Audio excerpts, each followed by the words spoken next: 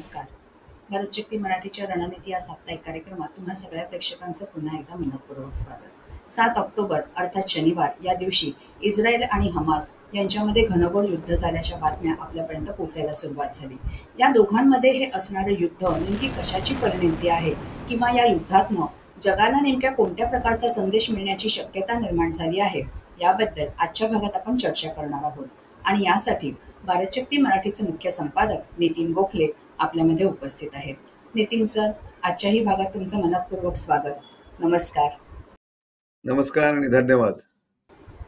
Sir, 7 तारखेला जेव्हा हा हल्ला करण्यात आला त्यावेळेला असं त्याचं वर्णन केलं गेलं होतं की याच्या अगोदर झालेल्या हल्ल्यांपेक्षा हा हल्ला खूप वेगळ्या प्रकारचा आहे. तर हा कशा पद्धतीचा हल्ला होता आणि आतापर्यंत इस्रायल आणि हमास यांच्यामध्ये झालेले युद्ध नेमक्या कोणकोणत्या कारणांमुळे झाले याच्याबद्दल मार्गदर्शन करा. 7 ऑक्टोबरचा जो हल्ला होता तो अचानक झाला आणि इस्रायल पूर्णपणे बेसावध होतं हे त्याच्यातनं दिसून आलं. आणि म्हणजे त्याचं कन्फर्मेशन लोकांना मिळालं की इस्रायलचं जी खूप विख्यात इंटेलिजन्स एजन्सी आहे, जे मोसाद आहे किंवा मोसादचे बरोबरीने त्यांचे मिलिटरी इंटेलिजन्स वाले लोक आहेत, ते सगळे ते त्यांचे हेरगिरी किंवा त्यांचे ऍडव्हान्स वॉर्निंग वाली जी व्यवस्था आहे त्या सगळ्या इतक्या कटाक्षाने सगळ्यांवरती लक्ष ठेवून असतात, अशी जी एक वंदता होती किंवा एक रेप्युटेशन झालेलं होतं जगभर. आणि एक चांगल्या कारणासाठीच झालेलं होतं रेप्युटेशन, कारण मोसादनी खूप काही काही कामं अशी केलेली आहेत की जी त्याच्यामुळे इस्रायल सारखं राष्ट्र जे अरब देशांच्या मध्ये एक राष्ट्र आहे छोटंसं, चारी बाजूनी अरब देशांनी त्यांना वेढलेलं आहे, घेरलेलं आहे, अशा ह्याच्यामध्ये इस्रायलनी आपलं अस्तित्व निर्माण केलं आणि आता गेले 75 वर्ष टिकून आहेत. तर ते मोसादची कामगिरी खरंच चांगली होती इतके वर्ष. पण यावेळेस मोसादला माहिती असून सुद्धा हा हल्ला त्यांना त्याच्यात म्हणजे बाधा आणता आली नाही किंवा तो प्रिव्हेंट करता आला नाही, हल्ला जो झाला हमासने केला तो. कारण इतके वर्षाच्या युद्ध न होण्याच्या म्हणजे मोठं युद्ध न झाल्यामुळे इस्रायलच्या सगळ्या अधिकाऱ्यांना किंवा या इंटेलिजन्स एजन्सीज मधले असलेल्या लोकांना असा अतिविश्वास स्वतःवरती झालेला होता की हमास कधीच असा हल्ला करणार नाही आणि ते बेसावध राहिले. तर इंटेलिजन्स फेल्युअर ज्याला म्हणतात, हा क्लासिक इंटेलिजन्स फेल्युअर आहे की त्यांच्या डोळ्यासमोर तयारी सुरू होती या हल्ल्याची.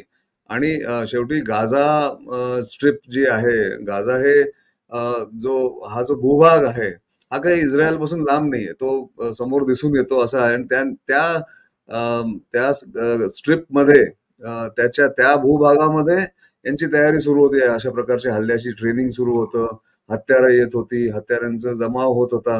हे सगळं असताना सुद्धा इस्रायलला इतका ओव्हर कॉन्फिडन्स होता इस्रायलच्या एजन्सीजना की हमासमध्ये एवढी हिंमत नाही की असा हल्ला करतील किंवा त्यांना हल्ला करण्याची आता त्यांची एवढी हिंमत नाही किंवा तयारी नाहीये, असा जो एक विश्वास किंवा अतिविश्वास त्यांनी स्वतःवर जो ठेवला होता त्याच्यामुळे हे सगळं झालं असं म्हणता येईल. यावेळेसचा हल्ला हा असा यामुळे वेगळा होता.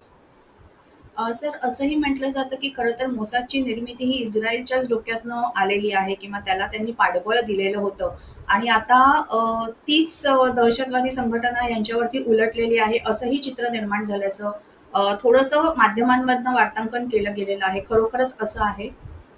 हा, नाही, तू हमासच्या बाबतीत जर म्हणत असशील तर नक्कीच पॅलेस्टाईन जी चळवळ जेव्हा सुरू होती, जेव्हा यासिर अराफात त्याचे नेते होते आणि पॅलेस्टाईन चळवळीला पाठिंबा जगभर सगळ्या जवळजवळ सगळ्या मुस्लिम राष्ट्रांचा, सगळ्या अरब देशांचा आहे.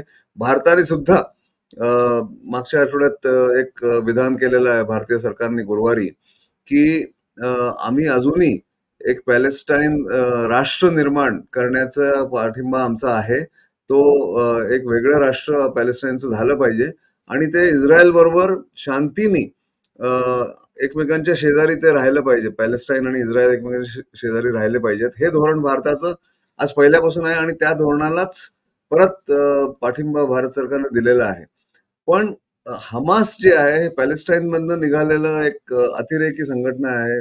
आणि त्यांचं म्हणजे त्यांना राष्ट्र नको आहे. त्यांना इस्रायलचा विनाश पाहिजे. याच्या दोन वेगळ्या गोष्टी आहेत. पॅलेस्टाईनचे लोक जे आहेत किंवा पॅलेस्टाईन ऑथॉरिटी ज्याला म्हणतात, पॅलेस्टाईनचे सरकार आहे, सरकार नाही आहे पण सरकार आहे एका प्रकारचं.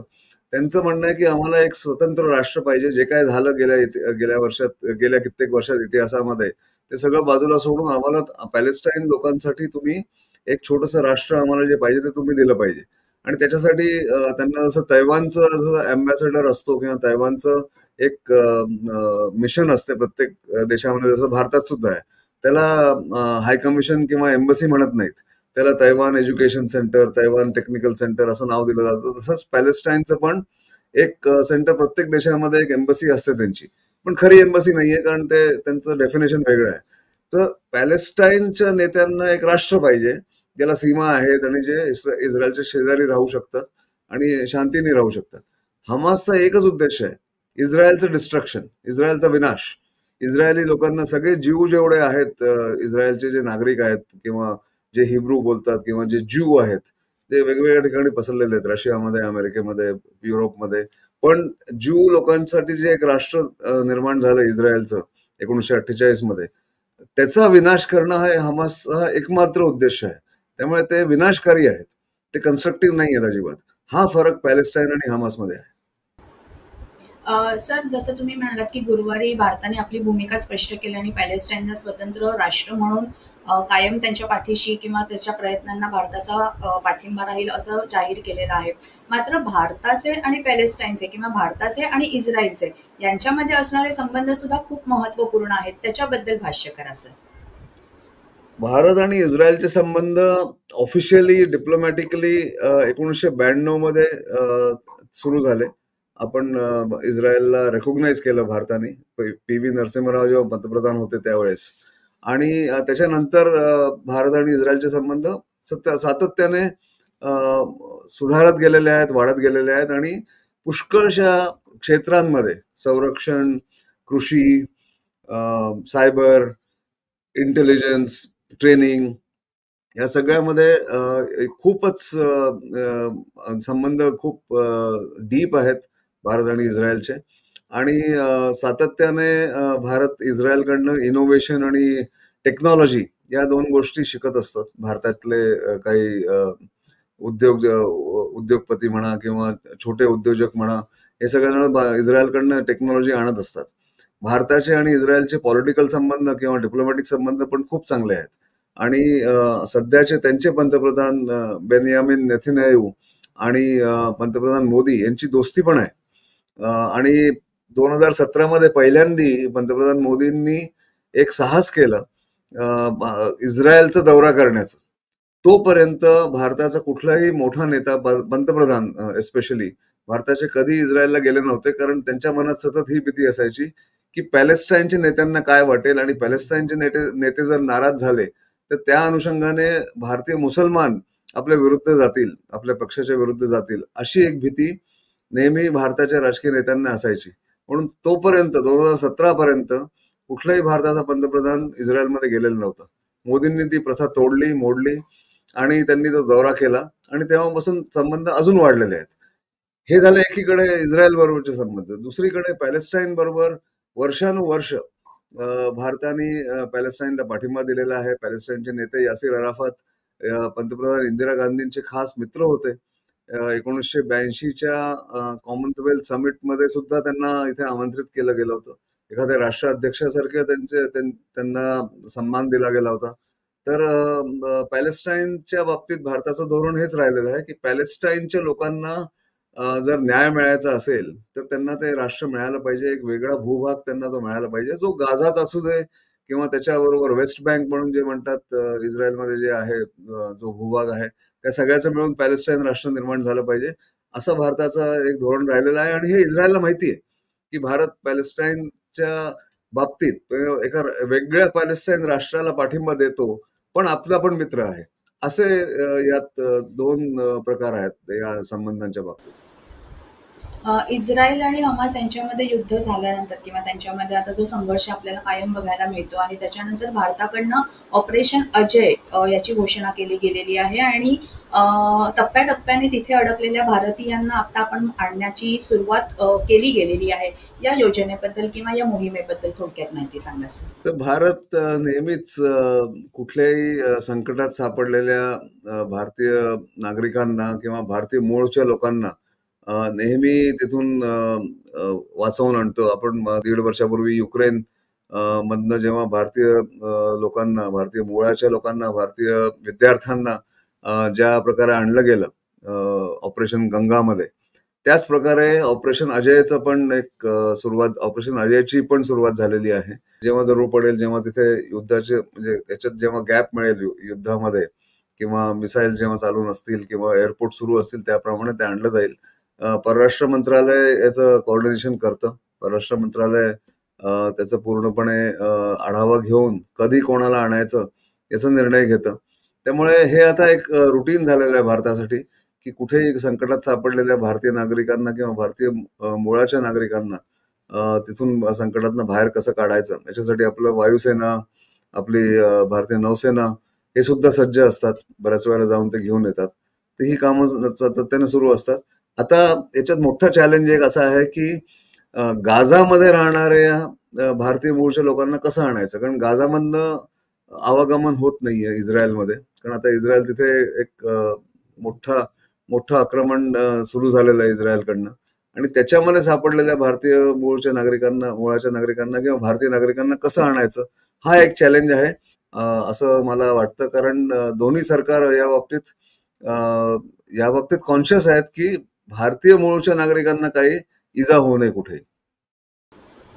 सर, आता ज्या पद्धतीचं दोन्हीकडनं किंवा दोन्ही बाजूंनी हल्ले होत आहेत, प्रतिहल्ले केले जात आहेत, असं म्हटलं जात आहे की ही तिसऱ्या महायुद्धाची नांदी आहे. खरोखरच आहे?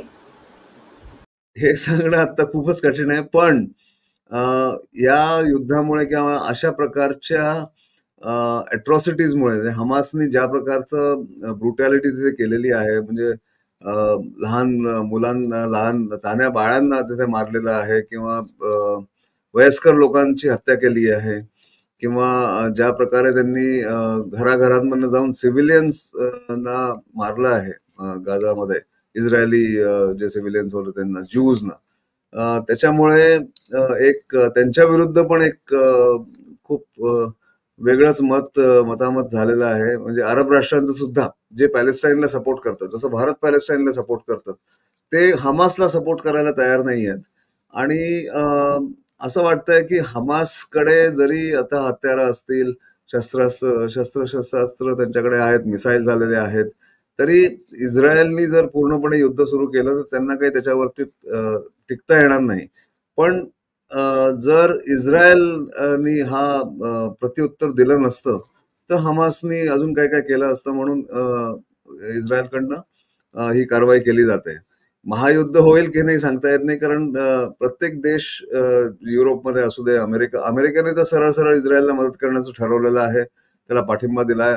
भारताने सुद्धा इस्रायलला पाठिंबा दिलाय, कारण हमासचा हल्ला हा एक अतिरेकी हल्ला आहे, हा टेररिस्ट हल्ला आहे असं भारताने म्हटलेलं आहे.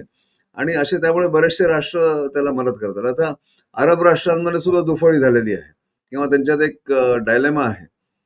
द्विधा मनस्थिती झालेली असल्यामुळे जसं युएईनी, युनायटेड अरब एमिरेट्सनी इस्रायल म्हणजे हमासला कंडेम केलं. इस्रायलला सपोर्ट नाही केला पण हमासला कंडेम केलंय, त्यांची निंदा केली आहे. सौदी अरेबियानी पॅलेस्टाईनला पाठिंबा दिला आहे पण हमासच्या बाबतीत काही बोललेले नाहीयेत. तर अशी एक द्विधा मनस्थिती अरब राष्ट्रांची सुरू आहे. त्यामुळे पटकन आपण त्या महायुद्धाकडे वळतो असं म्हणणं कठीण आहे.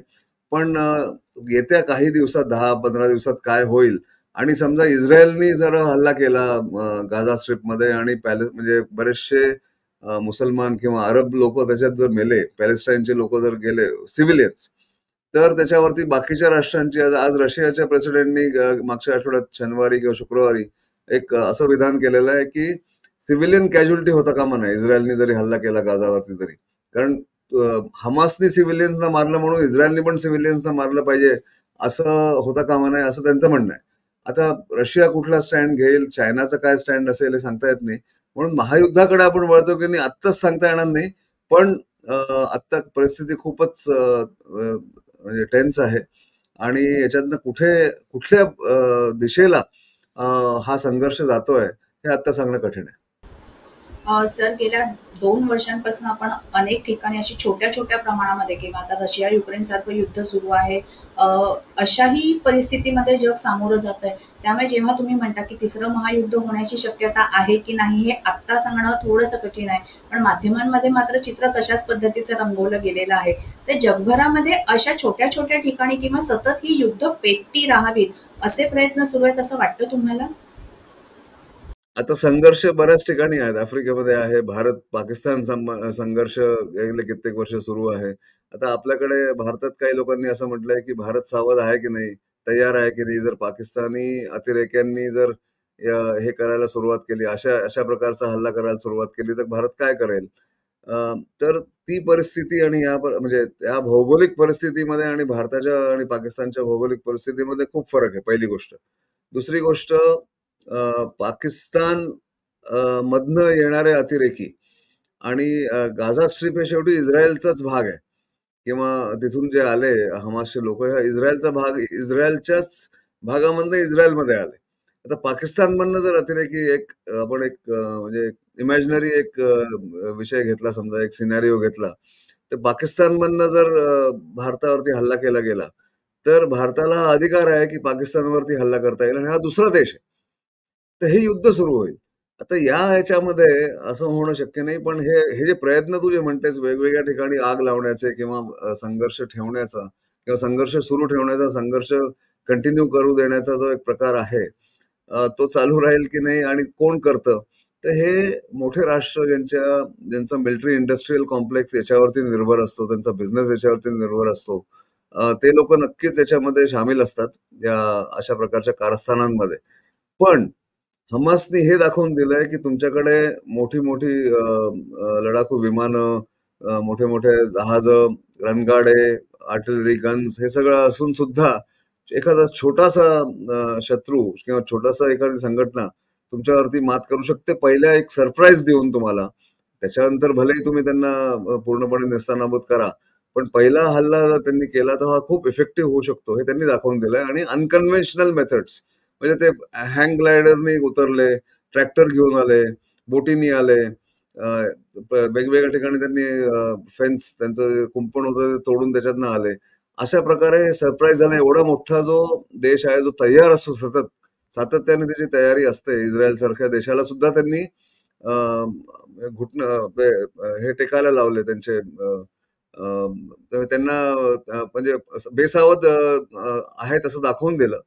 आणि म्हणून कुठल्याही देशाला आता गाफील राहता येणार नाही, हे लक्षात घेतलं पाहिजे. भारताला सुद्धा नवीन टेक्नॉलॉजी, नवीन प्रकारचे जर काही असे हल्ले झाले, तर त्याला कसं प्रिव्हेंट करायचं? अर्बन एरियाजमधनं जर हल्ला झाला, तर मुंबईमध्ये जेव्हा 2008 मध्ये हल्ला झाला, त्या हल्ल्याचं जी परिणिती होती किंवा त्याचे जे परिणाम झाले, त्याचे जे काही आपण धडे घेतले, त्या धड्यांच्या व्यतिरिक्त आणि त्या धड्यांच्या पुढे जाऊन सुद्धा आपली तयारी आहे की नाही? उद्या जर असा मोठा हल्ला झाला कुठल्या एखाद्या आपल्या शहरामध्ये, तर त्याला कसं सामोरं जायचं याची तयारी आता आपले जेवढे काही सुरक्षा दलाचे लोक आहेत, म्हणजे इंटरनल सिक्युरिटीसाठी किंवा बाहेरच्या आर्मीसाठी जे आर्मीतले लोक आहेत, यांची एक एक आता डिस्कशन सुरू झाले असतील असं मला वाटतं. आणि त्याच्यावरती कारवाई केली जाईल, हेही होईल. पण अ, इस्रायल आणि हमासचा जो संघर्ष आहे, हा आता कुठे जातोय हे आत्ता सांगणं कठीण आहे. सर, शेवटचं जे तुमचं वाक्य होतं की कुठे कुठल्या दिशेने हा संघर्ष जाईल हे सांगणं कठीण आहे. त्याच्यासाठी दोन्ही देशांमध्ये खरं तर लवकरात लवकर शांतता प्रस्थापित व्हावी याच्यासाठी बड्या देशांनीही पुढाकार घेण्याची गरज आहे. त्यांच्यामध्ये समझोता कसा घडवून आणता येईल ह्याच्यासाठी प्रयत्न करण्याची गरज आहे. आणि मला असं वाटतं की गेल्या काही वर्षांपासून भारताची या सगळ्या अशा युद्धांच्या काळामध्ये असणारी भूमिका ही खूप महत्त्वाची ठरते. त्यामुळे पुढच्याही काळामध्ये भारत याच्यासाठी काही प्रयत्न करतोय का किंवा पुढाकार घेतोय का हे बघणं सुद्धा खूप महत्त्वाचं आहे. पण तरी सुद्धा आजच्या या कार्यक्रमामधनं जे काही मुद्दे आपल्या प्रेक्षकांपर्यंत पोहोचवण्याचा आपण प्रयत्न केला, या सगळ्या माहितीबद्दल सगळ्या प्रेक्षकांच्या वतीने खूप खूप आभार सर. धन्यवाद. नमस्कार. धन्यवाद. प्रेक्षक हो, आजच्या भागात मिळालेली माहिती तुम्हाला कशी वाटली कमेंट्सद्वारे आमच्यापर्यंत नक्की पोहोचवा. त्यासाठी काय करायचंय? भारत शक्ती मराठी या यूट्यूब चॅनलला लाईक करा, शेअर करा, सबस्क्राईब करा. याशिवाय इतर सोशल मीडिया प्लॅटफॉर्मना सुद्धा तुम्ही फॉलो करत असाल अशी आम्हाला आशा आहे. भेटूया पुढच्या आठवड्यात एका नवीन विषयासह. तोपर्यंत नमस्कार.